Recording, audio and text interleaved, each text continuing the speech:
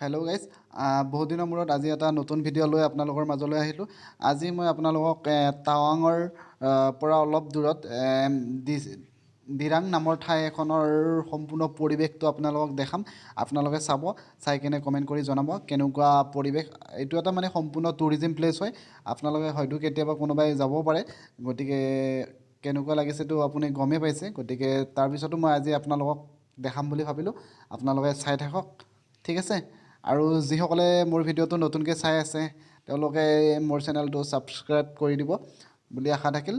ঠিক আছে, ব'লক এতিয়া ভিডিঅ'টো ষ্টাৰ্ট কৰোঁ। এতিয়া মই আপোনালোকক দিৰাঙৰ গোটেই পৰিৱেশটো দেখাম, আপোনালোকে চাই থাকিব আৰু শেষত কমেণ্ট কৰি জনাব, ঠিক আছে। এতিয়া ভিডিঅ'টো চাই থাকক। এয়াই হৈছে দিৰাং। এইখন সম্পূৰ্ণ টাৱাঙত আছে। ইয়াত মানে কেম্প বান্ধি ৰাতি আপুনি থাকিবও পাৰে।